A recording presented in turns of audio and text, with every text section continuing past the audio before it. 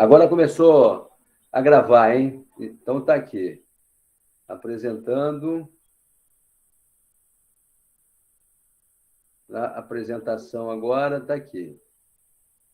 Então, vocês estão vendo aí, na tela inteira, importante. Então a nossa matéria, a nossa disciplina, que nós começamos semana passada, está aqui, título de crédito, está aqui. Deixa eu só voltar aqui. Então, aqui, nota promissória.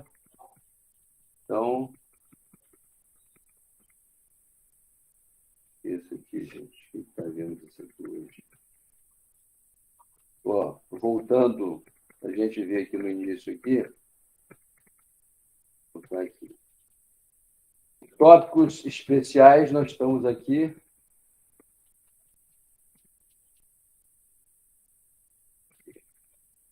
Então, tá aqui. Bem, a matéria, o pessoal que não pôde comparecer à aula, está aqui. Então, a teoria geral dos títulos de crédito. A gente apresentou aqui, fizemos uma apresentação mostrando vocês a importância dessa matéria para os concursos da OAB, para os concursos públicos, para a prova da OAB. Eu falei concurso da OAB. E para o dia a dia também, sobre a relação comercial, a relação civil, para a gente falar sobre títulos de crédito. Então, nós fizemos aí uma fundamentação histórica para vocês entenderem como que surgiu o título de crédito. E o que é o título de crédito? O título de crédito, ele vai representar um negócio jurídico. Por exemplo, uma compra e venda, e aí o devedor ele vai emitir um título de crédito para que esse título de crédito possa ser pago no final de um mês, no final de 60 dias. Muito bem? Então, a fundamentação histórica diz o seguinte: o título de crédito ele surgiu aonde?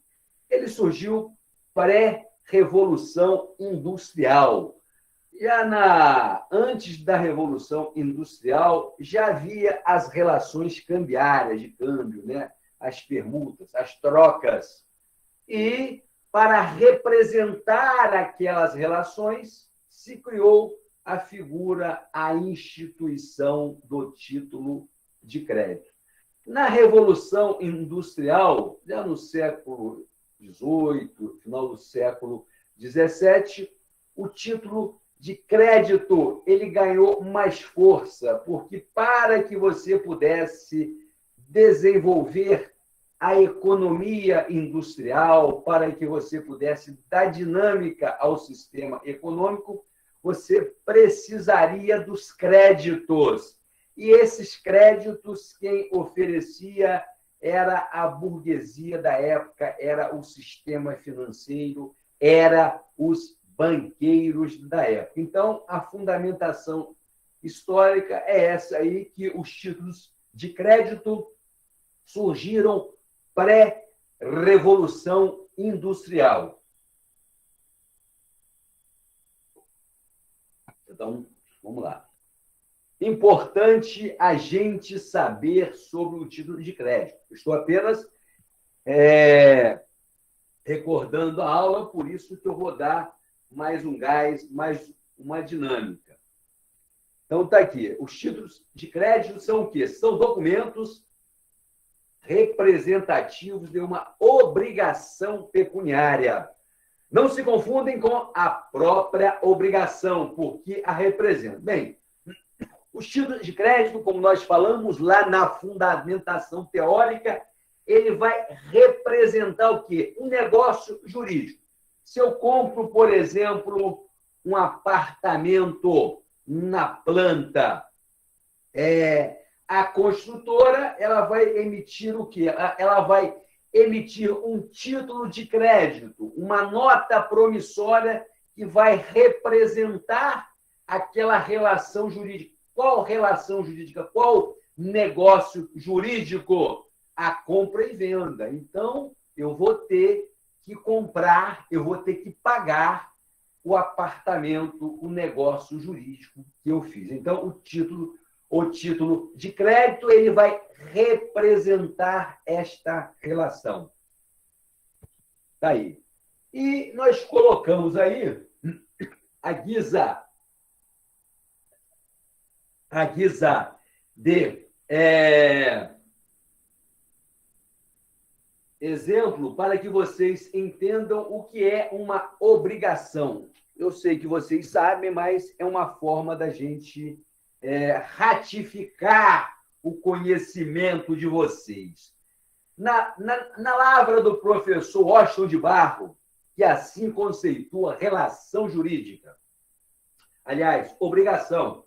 Obrigação é uma relação jurídica de caráter transitório, estabelecida entre devedor e credor, e cujo objeto consiste o quê? Uma prestação pessoal econômica, positiva ou negativa, né?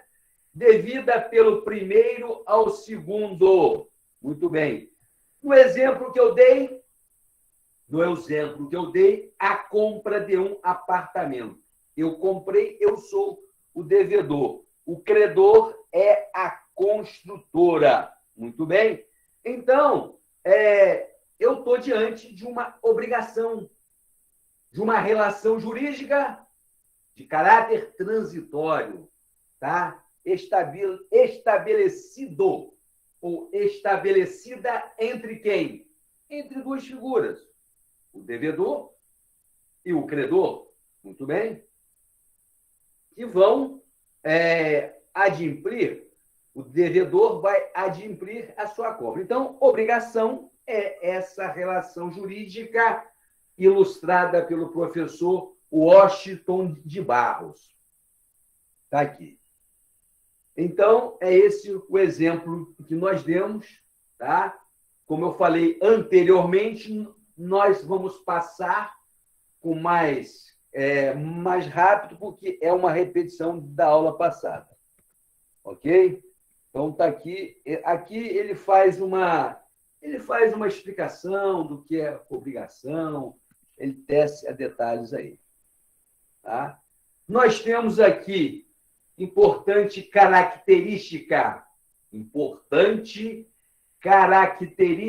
do título de crédito, que é a circulação do crédito. E nós, para ilustrarmos esta característica do título de crédito, nós exemplificamos aqui através do exemplo do marceneiro. Olha só, eu contrato um marceneiro para fazer um armário na minha casa. Vou pagar o marceneiro a prestação. Vou pagá-lo em 6 vezes. O que eu faço? Eu dou a ele 6 cheques num valor acordado por nós. Mas o marceneiro, ele tem que fazer dinheiro, porque ele tem que comprar a madeira para fazer o meu armário. O que ele vai fazer? Ele vai pegar o título de crédito, ele vai pegar o cheque e vai passar para quem? Para o fornecedor de madeira. Muito bem, o fornecedor de madeira precisa pagar o sujeito que tira madeira na floresta. Muito bem? O que o fornecedor de madeira do marceneiro vai fazer? Ele vai passar esse cheque para frente. Então, vocês estão vendo que o meu título de crédito, o cheque pré-datado que eu dei, o que aconteceu? Ele está circulando. Com isso, ele está o quê? Movimentando a economia. Com isso, ele está movimentando vários negócios, várias cadeias de produção. Vocês verificam que eu não botei a mão no dinheiro. Eu só estou trabalhando com o quê? com o título de crédito, com o crédito. E é exatamente o que nós vamos estudar aqui, o crédito, o título de crédito, aquele que fomenta a atividade econômica, fomenta o comércio, a indústria e seus afins. Tá aqui. Aqui nós demos exemplo, na aula passada, do que é os títulos de crédito. Nós temos aí o cheque, nós temos a nota promissória e nós temos a letra de câmbio. Nós temos aí a legislação que norteia, que é um barômetro, que é uma bússola para o advogado, para o estudante de direito entender título de crédito, todo o ordenamento jurídico. Então, a primeira legislação sobre título de crédito surgiu em 1908.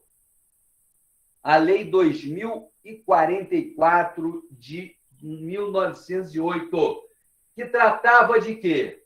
Tratava de letra de câmbio e de nota promissória. Deixa eu atender um colega que está batendo a porta. Um minuto, por gentileza. Está aqui. Muito bem. Então, vamos voltar à nossa aula aqui.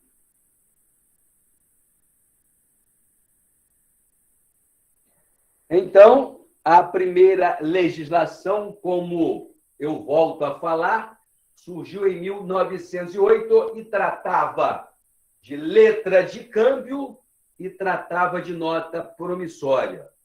E também servia de base para os outros títulos.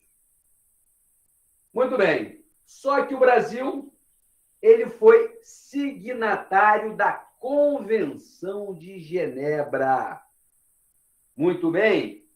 E foi criado o Decreto 57.663 de 66. Esse decreto, olha aqui, eu vou ler aqui só para vocês entenderem melhor. O Brasil foi signatário da Convenção de Genebra, que foi o quê? Recepcionada pelo ordenamento jurídico brasileiro através da aprovação do decreto 57.663 de 66. Então, a Convenção de Genebra, ela foi recepcionada pelo decreto 57.663 de 66, que nós estudaremos ele hoje. Ele está em vigência, que é o chamado o quê? É a chamada Lei Uniforme de Genebra, a LUG, que trata da letra de câmbio, que trata da nota promissória e demais títulos. Muito bem? E nós temos também as leis especiais. Nós temos a lei de duplicata, que é a Lei 5.474 de 68, e nós temos a lei do cheque, a Lei 7.357 de 85.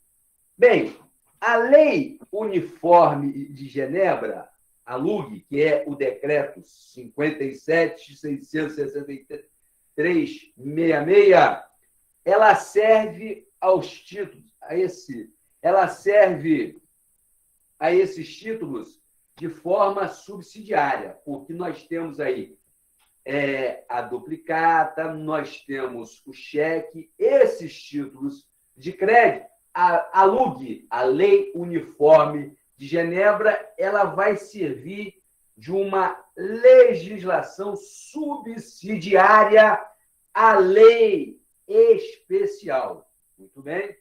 E nós temos aqui, né, em 2002, se criou, né, se revisou o Código Civil. Na verdade, uns falam que foi criado o novo Código Civil. E os artigos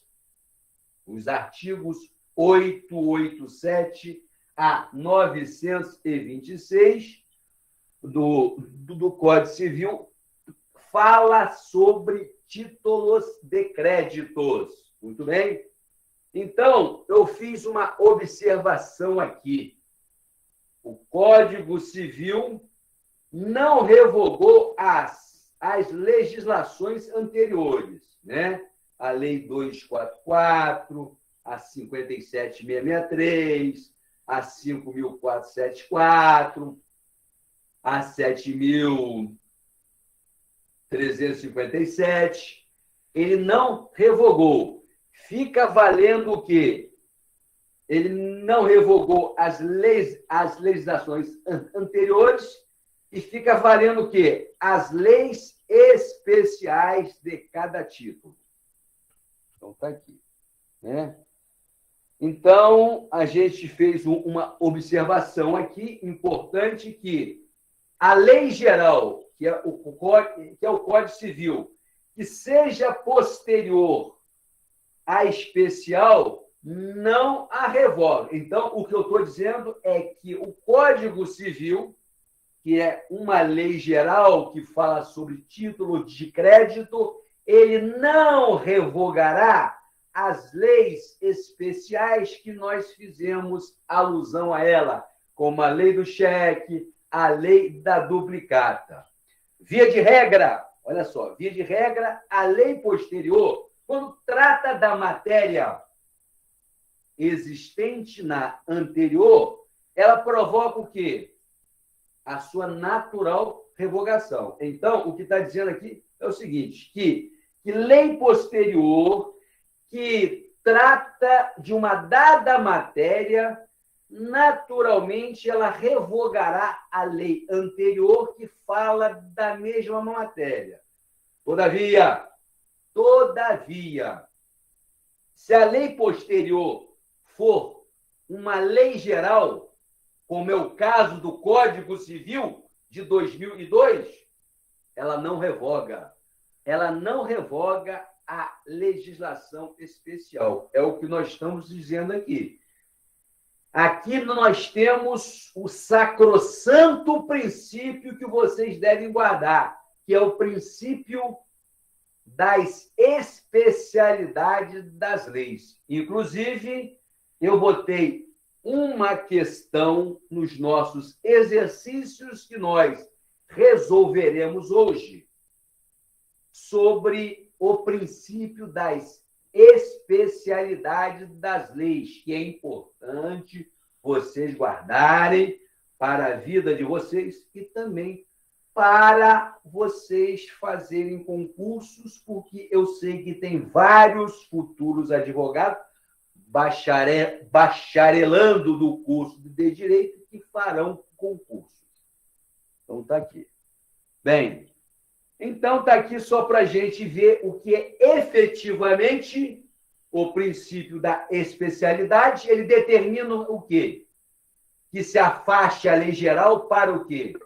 Para a aplicação da lei especial. Entende-se como lei especial aquela que contém todos os elementos da norma geral, acrescidas de outros que a torna distinta. É chamado de especializantes. Então, essa matéria a gente discutiu semana passada e vamos fazer exercícios sobre ela. Então, a gente vai falar hoje aqui, né?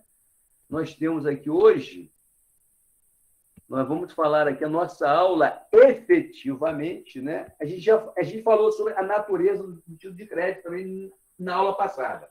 Então, vamos falar sobre reprisar, recordar a natureza do título de crédito. Então, tá aí. A natureza do título de crédito, qual é a natureza dele? É expressar o quê, pessoal? É expressar um valor. É representar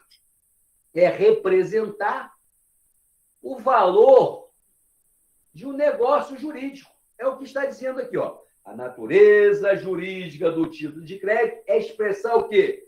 Um direito em valor corrente, em moeda, em dinheiro, em crédito. E por conta disso, o quê?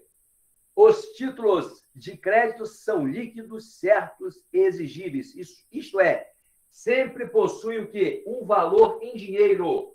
O credor possui o quê? A certeza de que haverá o pagamento. Ou seja, o que está dizendo aqui? Olha, eu tenho um dado negócio jurídico e o título de crédito, seja cheque, seja letra de câmbio e nota promissória. Ele vai expressar de forma monetária, ele vai expressar de forma financeira aquele negócio jurídico. E quem receber esse cheque, essa nota promissória, através de um endosso, esta pessoa que recebeu, ela vai ter que, esse título de crédito, ele tem que ser líquido, ele tem que ser pago. É o que está dizendo aqui. Quando eu recebo, eu sou o devedor e eu tenho um credor. Eu passo aquela nota promissória, eu passo o cheque, ele vai ter certeza absoluta que ele receberá, porque o título de crédito, eles são líquidos, certos e exigíveis. Isso é, pessoal, sempre possui um valor em dinheiro e o credor possui o quê? A certeza de que vai haver pagamento. Ou seja, existe sempre o quê? Que nós vimos lá no começo do fundamento histórico, o título de crédito, ele tem o quê?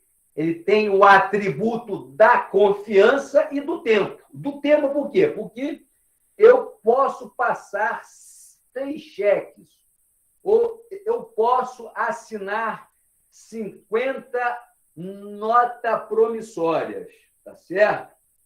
O que vai fazer com que o credor, ele aceite a minha duplicata, a minha nota promissória, o meu título de crédito? É o atributo da confiança, porque no negócio jurídico tem que haver relação de confiança. Eu apanho um cheque, eu tenho a certeza de que eu vou recebê-lo, eu vou resgatá-lo. Muito bem. Importante o conceito de título de crédito, que nós vimos semana passada também. Nos conceitos clássicos que são dados aos títulos de crédito, pode-se dizer que este é o quê, pessoal? O título de crédito é um documento abstrato e autônomo, através do qual se representa o quê? Um crédito líquido e certo, que será cobrado nas condições estipuladas no documento. Então, este conceito aí é de capital relevância para nós entendermos a nossa disciplina, a nossa matéria, título de crédito.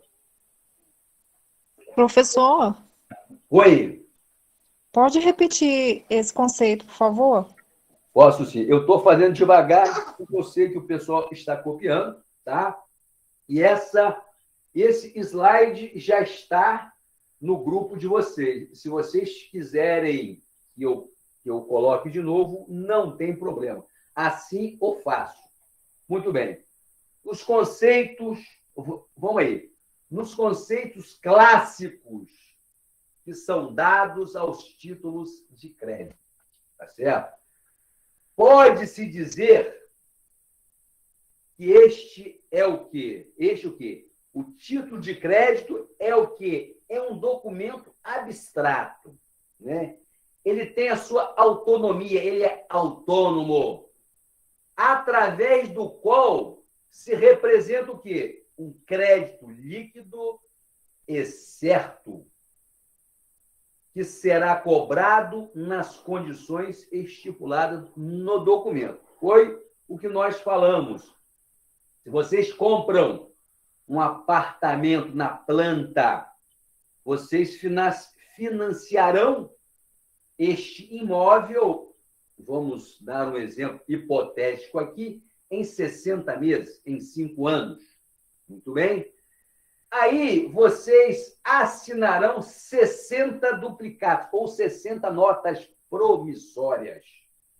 Ok? Então, está dizendo o seguinte, que o título de crédito, olha o conceito aqui, o título de crédito, ele representa o quê? Um crédito líquido e certo, que será cobrada como? Nas condições que for acordada entre o devedor e o credor. É o que está dizendo aqui e que nós já vimos anteriormente. Então, está aqui. Requisitos. Deixa eu só dar uma olhada aqui bem. Aqui, pessoal, bem, a aula de hoje, que seria a segunda aula, que nós vamos pegar a outra transparência, ela começa exatamente aqui em requisito dos títulos de créditos. Muito bem? Ela está aqui. Então, quais são os requisitos necessários para legitimar, para dar legalidade ao título de crédito? Olha só, como nós já vimos, né, isso aqui é chover no molhado. O título de crédito, ele representa o quê? Um negócio jurídico. Isso não é mais novidade para a gente, tá?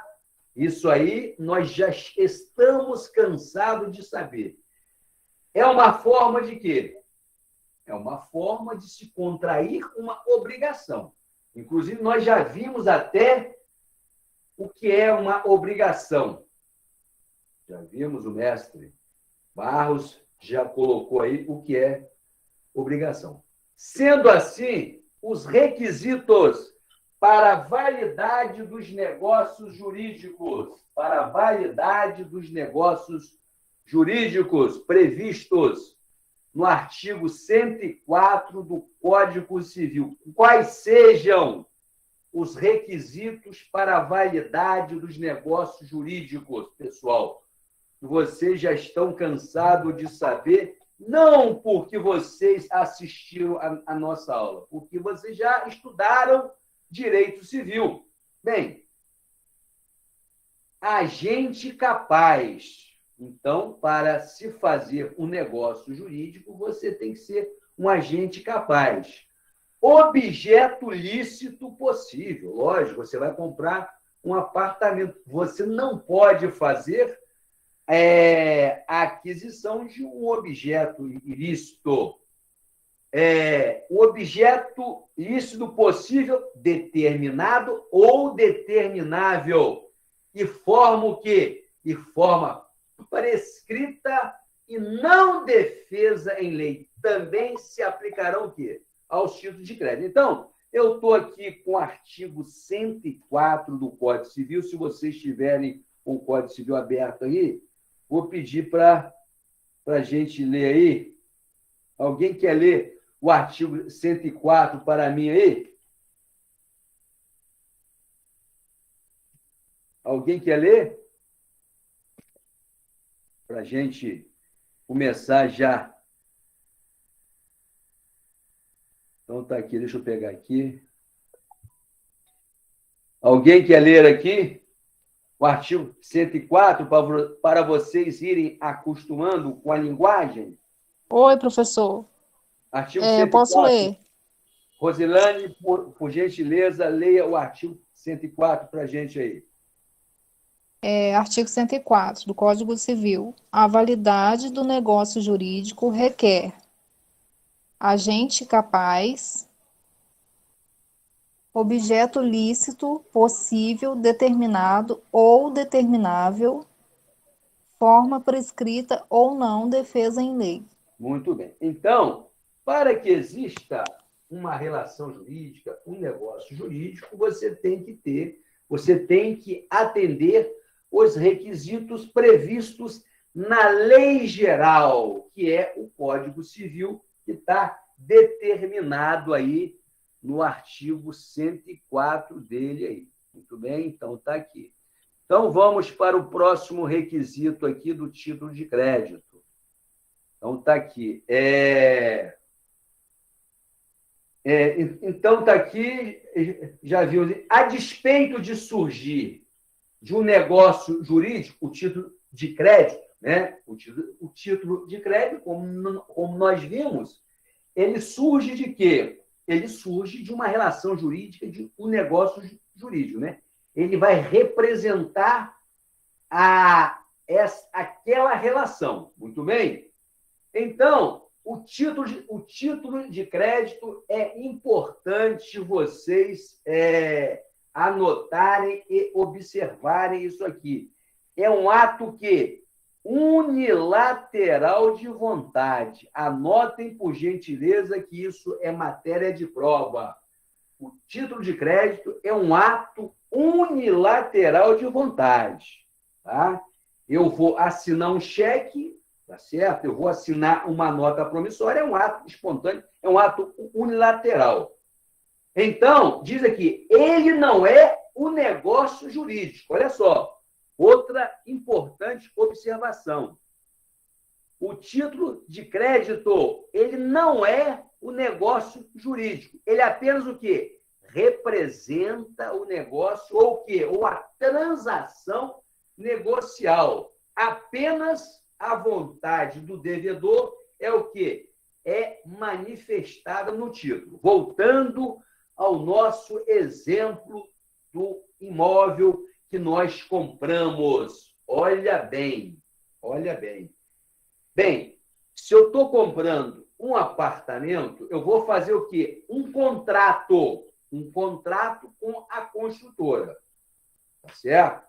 Então, está aqui. Eu faço um contrato e eu vou o quê?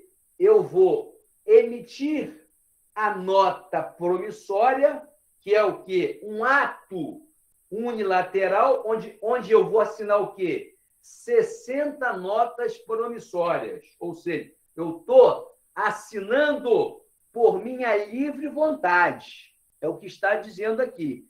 A minha manifesta vontade no título. Muito bem? Então, aqui eu tenho um contrato, uma relação jurídica, e eu tenho o quê? Um título de crédito que representa aquele contrato jurídico. É por isso que nós fizemos essa observação aqui. Portanto, eu vou repetir porque é importante e nós vamos fazer várias questões.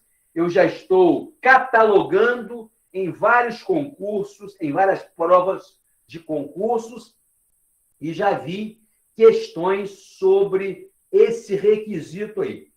Repetindo aqui. Repetindo. A despeito de surgir de um negócio jurídico, aqui em tela, a compra do imóvel. O título de crédito é o quê? É um ato unilateral de vontade. Ele não é o quê? Ele não é a compra do imóvel. Ele apenas o quê? Representa a compra do imóvel. É o que nós estamos colocando aqui. Né? Ou seja, ele apenas representa o negócio ou a transação negocial. Apenas o quê?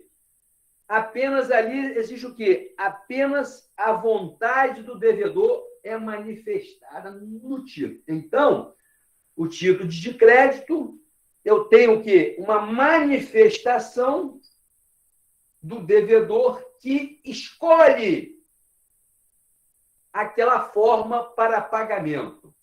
É o que nós estamos colocando aí. Muito bem. O primeiro requisito específico a ser observado, pessoal. Isso aí é uma coisa óbvia, mas nós podemos nos deparar com algum título de crédito que não atenda os requisitos básicos. Com isso, ele pode ser, né? Ele pode se transformar num título de crédito ineficaz na relação, na hora que ele for representar a relação jurídica. Então, está aí. O primeiro requisito, assinatura do devedor. Tá? Se eu tenho uma nota promissória, um cheque, eu vou ter que assinar aquilo ali. Né? Tá aí, a manifestação de vontade do devedor. Né? Nós temos aí um ato unilateral, que nós já vimos. O cheque, nós temos o cheque e nós temos a nota promissória. Eu vou ter que assinar. A exceção é a duplicata. A duplicata, pessoal, quando eu compro um determinado bem, seja numa loja, seja pela internet, aquele boleto que chega na minha casa, depois de eu adquirir um bem pela internet, na Amazon, na Alibaba, na Magazine Luiza, loja americana, aquele boleto ali é uma duplicata. Muito bem? Professor, eu boto no cartão. Sim, então é uma forma de você fazer o quê? É uma forma, ali está configurado, né? Que você tem o quê? As parcelas do cartão que representa o quê? Que representa aquela compra sua. Então, ali você não tem um título de crédito, porque ali você não tem um cheque, você não tem uma nota promissória, você não tem uma letra de câmbio, mas você tem o quê? Uma duplicata que você vai pagá-la como? Vai pagá-la como? Vai pagá-la no cartão de crédito, na famosa Casa Bahia, né? 6 vezes, 12 vezes, 24 meses, não é verdade? Então, está aí. Aí nós temos aí, né, o artigo 889 do Código Civil, data da emissão essencial. Por gentileza, alguém poderia ler para mim o artigo 889 para ver de que se trata efetivamente esse artigo do Código Civil aqui? Alguém poderia ler para a gente aí, para a gente já treinando aí para as nossas provas de concurso? Alguém poderia ler o 889 aí? De que se trata esse artigo?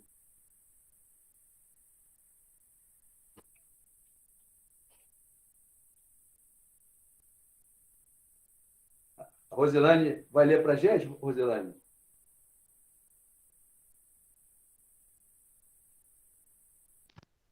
Oi, professor, pode deixar que eu leio.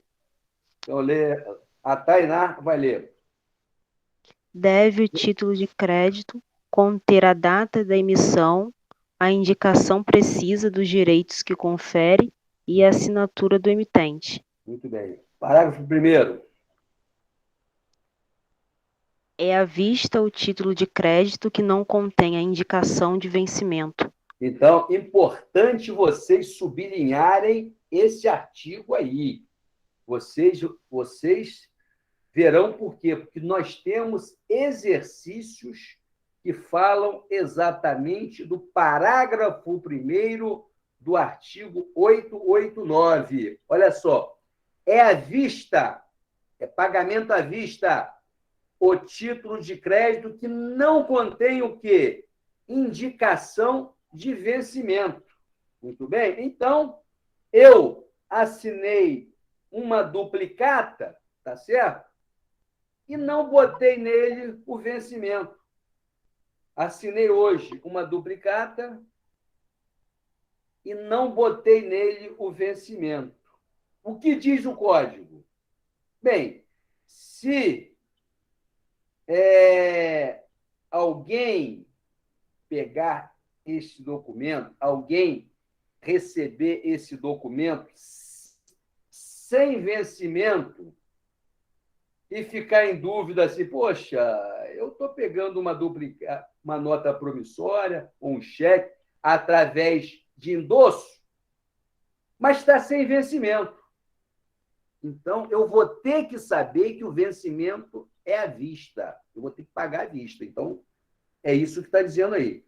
Artigo 2º, o parágrafo 2º, por gentileza. Vai, Tainá.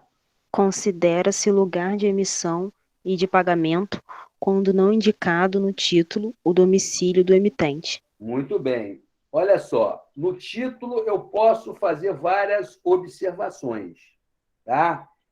Então, quando é omisso, quando não existe esta observação sobre o local, a praça da emissão do título, o Código Civil diz: considera-se lugar de emissão, quando eu emito, e de pagamento, quando o quê? Não indicado no título, o quê? O domicílio do emitente, o domicílio da pessoa que emitiu o título. Anote aí também que é matéria de prova e tem vários exercícios que nós vamos fazer aí. Muito bem? E para fecharmos esse artigo, por gentileza, leia também, Tainá, o parágrafo 3º, por favor. O título poderá ser emitido a partir dos caracteres criados em computador ou meio técnico equivalente e que constem da escrituração do emitente, observados os requisitos mínimos previstos neste artigo. Então, a lei geral, o Código Civil que fala de título de crédito, ele permite, né, que seja criado através de computadores, né, e outros meios, né, o título de crédito, né, de forma que conste nele, né, os requisitos exigidos pela legislação. É o que está dizendo aqui o parágrafo 3º aqui. Então, anote aí, porque esse artigo é muito importante, como eu disse a vocês. Eu estou catalogando vários exercícios que já vou soltar semana que vem. Eu já soltei hoje 5 exercícios ou 6 exercícios de teoria, porque a nossa prova são 8 questões de múltipla escolha, né? E uma de um caso concreto. Então, eu liberei já os exercícios para vocês fazerem e semana que vem eu libero mais uma bateria que vai ser de múltipla escolha, entendeu? Em cima desse contexto que nós estamos abordando aí. Então, vamos lá.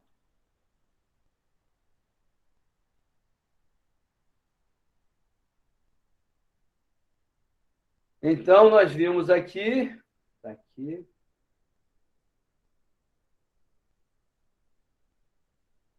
Então, está aqui. Nós já vimos aí, a Tainá acabou de ler o parágrafo 2º, leu o parágrafo 1º, só para a gente não deixar passar em branco. O local e emissão e de pagamento, né? Artigo 889, parágrafo 2º, o que diz: considera-se lugar de emissão e de pagamento, quando não indicado no título, o domicílio do emitente. Muito bem, é o que nós vimos aí. Importante por quê, pessoal? Importante esses detalhes, esses requisitos, por conta dos prazos prescricionais, porque, de repente, né, você tem título que já prescreveu. e se prescreveu, ele não será pago, a não ser que, né, o devedor resolva pagar espontaneamente. A partir do momento que você tenha um bom advogado, né, ele vai, obviamente, que se ater à legislação. E se você, como cliente, apresentar um título que esteja com o vencimento prescrito, ele vai dizer, olha, não paga isso não, cara, já está prescrito isso aí. Bola para frente, vida que segue. Entendeu? Por isso que é bom a gente consultar sempre um bom advogado, um advogado estudioso, que esteja por dentro da legislação, para ele, né, de certa forma, dar lucro ao seu cliente. Mas custa caro um bom advogado, não é verdade? Aí. Então, aí. Bem, a cambial emitida com omissões ou em branco pode ser completada pelo credor de boa-fé antes da cobrança ou do protesto. Bem, nós temos aqui uma súmula do STF, a súmula 387. Diz o seguinte: a cambial. A cambial aqui seria o quê? Seria o título de crédito. Veja só, o título de crédito emitido ou aceito com omissões, tá? Ou em branco, pode ser o quê? Pode ser completado pelo credor de boa-fé antes da cobrança ou do protesto. Então, o que eu estou dizendo aqui, pessoal, é o que está narrado aqui. Bem, o que eu estou falando é o seguinte: é comum as empresas apanharem crédito nos bancos, muito bem? Por exemplo, elas abrem um cheque especial. O que o gerente do banco faz? Ele pega aquele valor do cheque especial e diz para o cliente: olha, você vai assinar 20 notas promissórias com o valor equivalente ao crédito do cheque especial que o banco está dando, está te ofertando. Caso você não consiga adimplir o crédito que o banco está dando, o banco vai executar você via o quê? Via a nota promissória. Muito bem? Aí, essa nota promissória, pessoal, ela pode ser assinada sem o vencimento.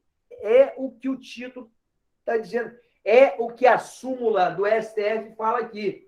Essa nota promissória que o cliente vai dar ao banco, ela pode ser uma nota promissória sem vencimento. E o credor de boa-fé aqui é o banco. Muito bem? O banco pode de boa-fé, tá certo? Colocar a data do vencimento, tá certo? A data do vencimento da duplicata que ele vai cobrar. Então, esta cambial aqui, essa nota promissória aqui, né, é típica de um negócio jurídico de crédito de cheque especial entre a empresa e o banco. Ok? Então, é possível se assinar uma nota promissória sem vencimento. Mas aí você tem o quê? Você tem que ter confiança no credor. E, via de regra, né, o banco é uma instituição. É uma instituição que goza de credibilidade, até se prove o contrário. Então, está aqui. O exemplo está aí. Bem, o artigo 10. O artigo 10 da LUG. E o que é LUG, pessoal? É Lei Uniforme de Genebra. O artigo da LUG diz o seguinte, olha só, o artigo 10 da Lei Uniforme de Genebra, ela fala sobre essa questão de credor de boa-fé. Diz assim o artigo: se uma letra incompleta no momento de ser passada tiver sido completada contrariamente aos acordos realizados, não pode a inobservância desses acordos ser motivo de oposição ao portador, salvo se estiver o quê? Adquirido a letra de má-fé ou adquirindo-a tenha cometido uma falta grave. Veja bem o seguinte, pessoal. Olha só, o que está dizendo aqui é o seguinte: se um terceiro de boa-fé recebe um título de crédito que esteja faltando algum requisito, que não observe algum acordo. Eu sou um credor de boa-fé. Muito bem? Então, eu não posso ser prejudicado, tá? Porque na minha relação houve anteriormente uma má-fé por parte de alguém que endossou o título ou deixou de cumprir algum requisito legal, algum requisito previsto na legislação, sobretudo na LUG. Muito bem? Esse princípio é chamado de princípio da literalidade, que nós vamos ver mais adiante. O princípio da literalidade, ele diz que vale o que está escrito no título. Muito bem? É o que está dizendo aqui. Então, nós estamos aqui encerrando a aula de semana passada. Agora, nós vamos iniciar a aula de hoje, que é a aula 2, né? A aula 2, que nós já temos aqui o slide. Inclusive, eu já botei para vocês no nosso grupo, ok? Eu vou pedir só um minutinho a vocês aqui, que eu vou pegar uma água para mim aqui. Eu estou com sede aqui. Só um minutinho só. É o tempo que vocês respiram também. Um minuto.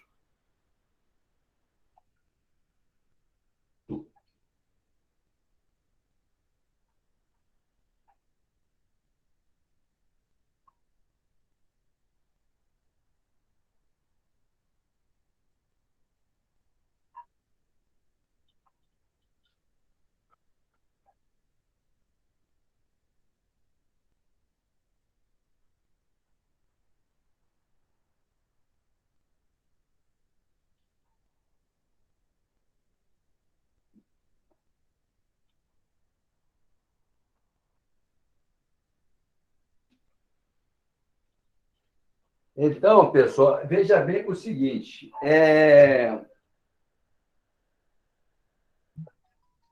Veja bem o seguinte. A gente vai começar assim. Até a Karine é testemunha, as nossas aulas de direito econômico, elas iam das 19 horas e até às 22h30, né? Em função disso, o tempo permitia a gente fazer os exercícios durante as aulas. Mas como o nosso tempo aqui é exíguo, ele é apertado, né? Então, eu coloquei os exercícios lá no nosso grupo, vocês façam ele em casa, e semana que vem, quando a gente começar a aula, a gente já começa corrigindo os exercícios, ok? Porque senão não vai dar para a gente dar o conteúdo e corrigir os exercícios. Aí nós vamos tirar as dúvidas de vocês. Muito bem? Combinado? Então tá ótimo. Então vamos ao que interessa. O que interessa está aqui. Então está aqui, né? Dando continuidade aí, eu mudei a arte, porque aquela arte que eu utilizei no PowerPoint, né? Ela colocava o título na base do slide, né? E eu não gostei desse design. Então, está aqui agora uma nova arte aí. Então, continuando a nossa matéria sobre título de crédito. Está aqui. Bem, nós vamos falar agora sobre as características e princípios do título de crédito, né? Então, está aqui. O título de crédito é um documento de quê? De natureza comercial, tanto pela sua origem como pela sua utilização nos dias atuais. Bem, nós podemos também, né? Aí vocês vão falar, mas, professor, o cheque é título de crédito e eu utilizo ele na minha relação civil, porque no momento, né, em que eu emprestei dinheiro ao meu irmão, ele me deu o cheque dele vencível para 60 dias, né? Bem, realmente vocês estão com razão, né? Mas, regra geral, né? O título de crédito é um documento de quê? De natureza comercial, de natureza empresarial, porque ele está o quê? Representando um negócio jurídico, uma relação comercial. Mas, lógico que existe, né? Na informalidade, você dá até mesmo uma nota promissória, né?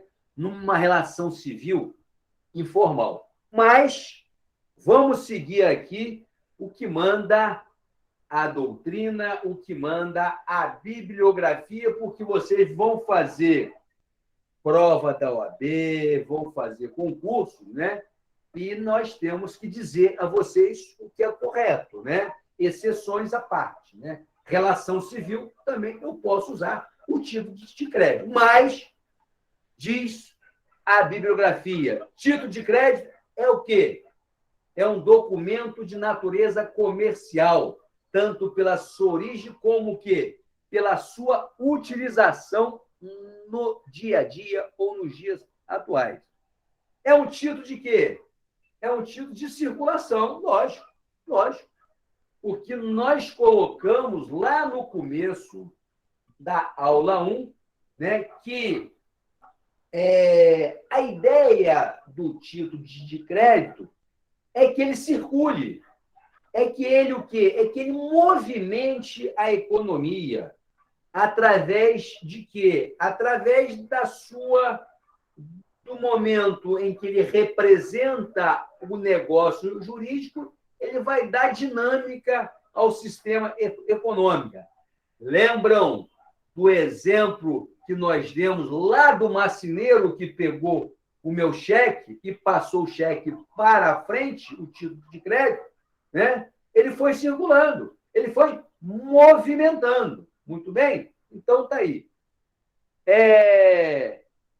Em virtude dos requisitos que foram analisados anteriormente, os títulos representam o quê? Documentos formais. Muito bem? Então, todo título de crédito, ele possui o quê? A sua formalidade legal. Muito bem? Uns têm mais formalidades do que outros, mas eles têm que obedecer à formalidade previsto na lei, tá? O título de crédito, pessoal, ele é considerado o quê? Um bem móvel, não um bem imóvel. É um bem móvel, tá? Muito bem? E é título de apresentação e de resgate. Então, o título ele pode ser apresentado no momento em que eu judicializo uma ação, tá? E ele pode ser resgatado também no momento em que por exemplo, eu dei um cheque, eu adquiri um produto de Carine. Eu dei a ela o quê? Eu dei um cheque a ela, vencível para 30 dias, vamos colocar aqui, tá? E eu disse, aí, antes do vencimento do título, eu fui à casa de Carine e fiz o quê? Resgatei o título. Ou seja, eu apanhei o cheque dela e dei a ela o dinheiro. Então, eu estou fazendo o quê? Eu fiz o resgate, mas eu tenho que ter o quê? Eu tenho que ter o título na minha mão, tá? Eu tenho que ter o título na minha mão, né? Então, eu posso passar um título pode chegar a uma determinada pessoa. Ah, Zé Alves, você tem aí, eu estou com um cheque seu, né? Eu estou querendo receber o seu cheque. Falei, tudo bem. Eu gostaria que você apresentasse o cheque que você tem meu. Caso contrário, eu não vou te pagar. Muito bem? Então, esse movimento, esta relação é de capital relevância, porque não adianta eu resgatar o título e deixar o título com o credor. Eu tenho que pegá-lo, tá certo? Eu tenho que recuperá-lo. Muito bem? Então, é essa a relação. Não vai nessa conversa. Ah, eu estou com um cheque aqui seu aqui, fulano de tal. Então, o fulano de tal fala, me deixa eu ver o cheque que você tem na sua mão. Se ele falar assim, ah, não, mas eu deixei ele em casa, você me dá o dinheiro. Não. Então, nós não podemos ter uma relação, porque aí está sendo, né? Aí já está gerando um complicador a mais na nossa relação. Está aqui. Bem, observação, características e princípios do título de crédito. O título de crédito, pessoal, ele tem a natureza pró-solvendo e pró-soluto. Via de regra, o título de crédito, anotem por gentileza isso aí, que a gente vai explicar exatamente o que significam essas duas palavras, pró-solvendo e pró-soluto. Via de regra, é importante vocês anotarem aí, via de regra, o título de crédito, ele é o quê? Ele é pró-solvendo. Nós vamos ver o que significa essas duas palavras aí. Bem, o que é pró-solvendo? O que é pró-solvendo, pessoal? Bem, a emissão do título de crédito e a sua entrega ao credor, ela em regra, como nós falamos anteriormente, ela possui o quê? Uma natureza pró-solvendo, ou seja, tem caráter extintivo, isto é, a relação jurídica que originou o título não irá se confundir com a relação cambiária representada pelo título emitido. Bem, professor, eu não estou entendendo nada. Falei, que bom. O que eu vou fazer aqui agora, pessoal? O que é a relação pró-solvendo? Bem, eu disse a vocês que eu comprei um imóvel. Eu comprei um imóvel, né? E eu assinei um contrato. Muito bem? Então, eu tenho ali o quê? Uma relação jurídica. Essa compra de um imóvel, tá? Ela originou o quê? Uma nota promissória, um título de crédito, né? Um título de crédito. Então, eu assinei 60 notas promissórias, tá? Então, essas notas promissórias, a natureza delas é pró-solvendo. Sabe por quê? Porque eu só vou extinguir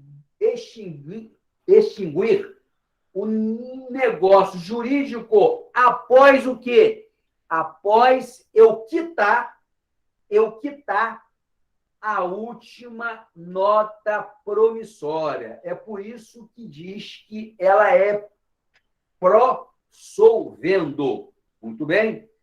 De forma mais clara, é pró-solvendo o quê? O título quando o quê? Não significa a efetivação do pagamento a sua entrega. Então, é o que eu disse ali. Deste modo, a obrigação só será cumprida quando o título for quitado. Então, repetindo, né? No negócio jurídico, tá? Eu só vou extinguir o negócio jurídico a partir do momento em que eu quitar todos os títulos de crédito. No caso, em tela aqui, repetindo, reiterando, a compra do apartamento. Eu tenho um contrato e tenho o quê? A emissão de 60 notas promissórias. Eu só vou dar quitação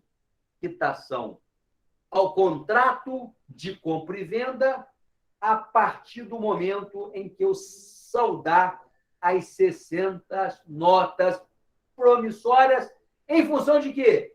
Porque elas têm a natureza pró-solvendo. É o que diz a doutrina. Muito bem? Então, está aqui um exemplo. Está aí o exemplo que nós falamos anteriormente, sem mostrar para vocês. Está aí, né? Um exemplo. É o que eu falei, né? Assim, por exemplo, se alguém emite uma nota promissória para pagamento da compra de um determinado bem, sua obrigação de pagar somente o quê? Se extinguirá quando o quê? For efetivamente pago o valor prometido na nota. É o que nós falamos, tá certo? Agora nós vamos ver a natureza pró-soluto, que é mais à frente aqui. Então está aqui, deixa aqui, pró-soluto e pró-solvendo. Então está aqui. Bem, e o que é pró-soluto? A gente viu o que é pró-solvendo. O título pró-soluto, pessoal, ele tem o quê? O caráter extintivo, ou seja, ele extingue o negócio jurídico. Então, por sua vez, o quê? Acarreta como nós falamos, o quê? A extinção da obrigação de pagar, né? Com o quê? Com a sua transferência ao credor. Pois o quê? Pois corresponde ao pagamento. A partir do momento em que eu acabo, né? Eu quito a minha obrigação através dos pagamentos que eu fiz, eu acabo, né, entrando numa situação em que o título se transformou na natureza pró-soluto. Muito bem? Então, está aqui. Para que haja esse efeito, o efeito pró-soluto, né, é preciso de quê? De cláusula explícita, o que raramente acontece. Muito bem? Dado que a regra geral é que o título quê?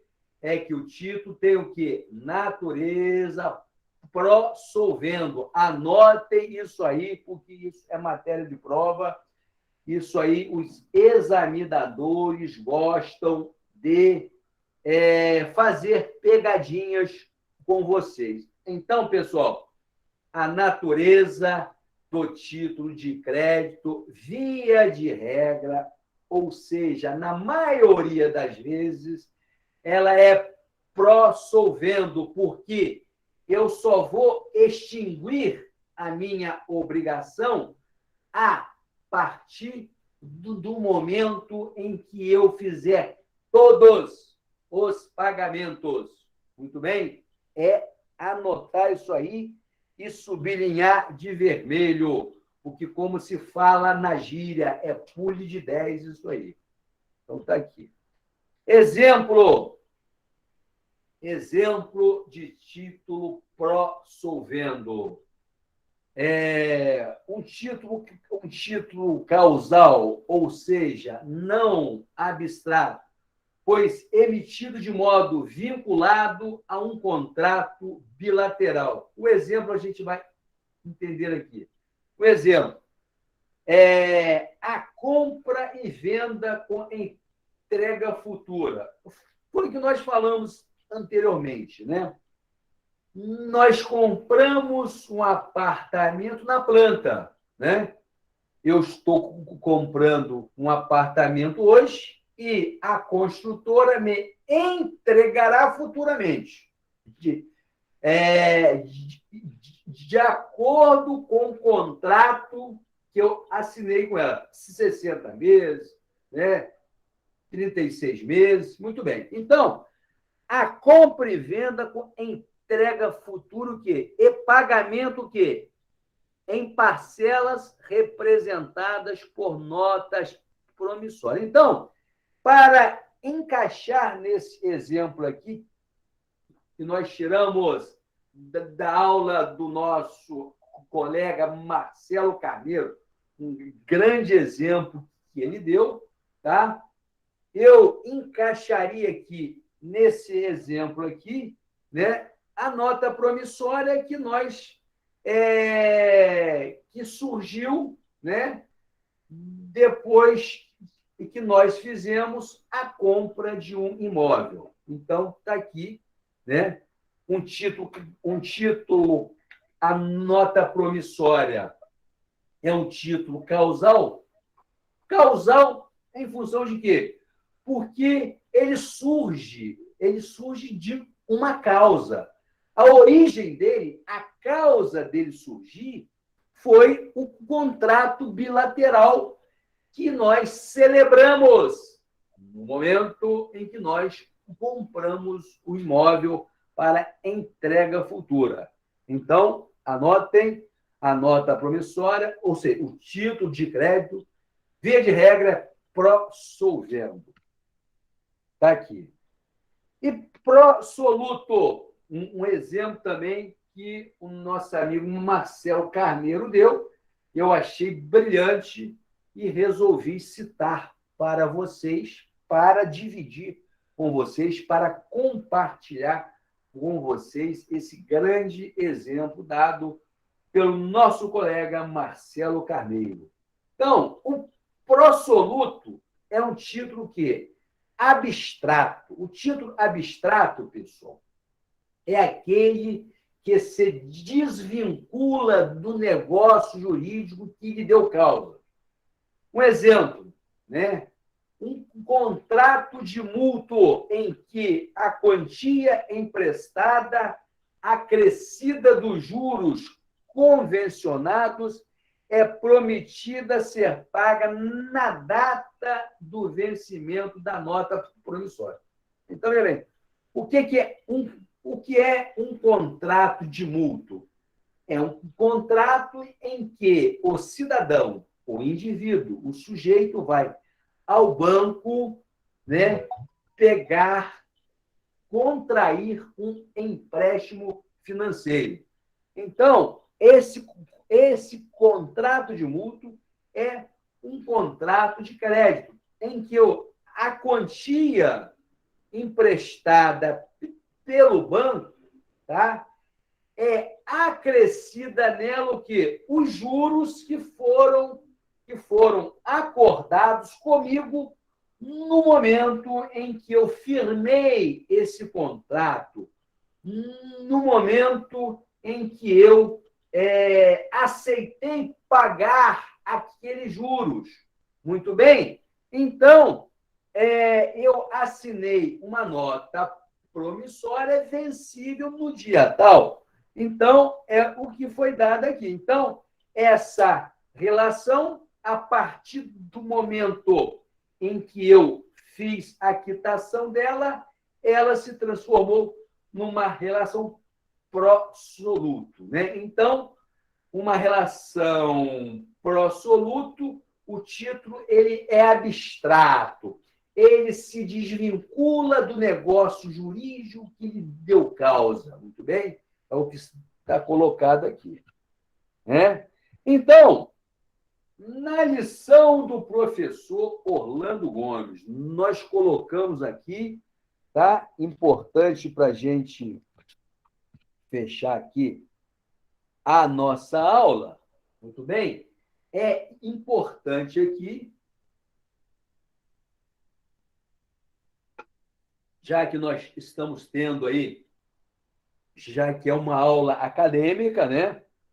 É importante a gente fundamentar, a gente fazer a exposição, né? Citando as doutrinas, citando os doutrinadores, para que vocês possam já ir se alimentando, já ir se orientando para seguir o caminho da vida e com todo arcabouço teórico. Então, diz Orlando Gomes, as notas promissórias podem ser emitidas como pró-solvendo ou pró-soluto, diz o mestre Orlando Gomes. No primeiro caso, o preço somente se considera pago o quê? Depois de saldado o quê, pessoal? O último dos títulos. Foi o que nós colocamos, o exemplo do apartamento em 60 meses. Ele só vai estar quitado a partir do momento, segundo Orlando Gomes, que a última nota promissória for paga. Nessa hipótese, as promissórias, como ressaltou em voto o ministro Nelson Hungria. Nelson Hungria diz, constitui que simples tentativa de pagamento. Muito bem? Repetindo, nessa hipótese, as promissórias, como ressaltou em voto o ministro Nelson Hungria, constitui o quê? Simples tentativa de pagamento, segundo o quê? A expressão incisiva de Staub.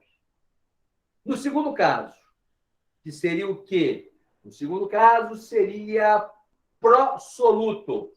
São pagamentos consumados, como eu disse a vocês. Quando se consome o pagamento, você sai da esfera de prossolvendo para prosoluto.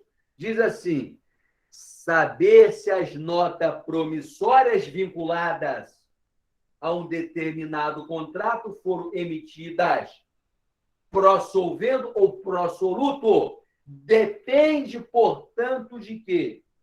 Depende de interpretação da vontade das partes do negócio causal do qual se haja originado a dívida. Muito bem? Então, pessoal, vai depender, como diz a doutrina, nós só saberemos se aquela relação jurídica ali, ela terá um título de crédito prossolvendo ou prosoluto a partir do momento em que ela for originada, né? E nós vamos efetivamente, através da nossa interpretação, verificar se é uma relação prossolvendo ou prosoluto. Muito bem? Então, pessoal, nós, semana que vem, a gente vai entrar nos princípios que regem o direito cambiário. Muito bem? Que está dado aqui, né? E a gente vai fazer esse estudo semana que vem. E hoje a gente encerra aqui. Peraí, deixa eu pegar aqui para ver se alguém tem alguma dúvida, né? É importante a gente parar antes 5 minutos aqui para nos colocar à disposição de vocês, para que vocês, né, tenham, se tiverem alguma dúvida, possam tirá-la antes da gente terminar a aula agora, nesse momento aqui, às 8h45. Alguma dúvida sobre a aula de hoje?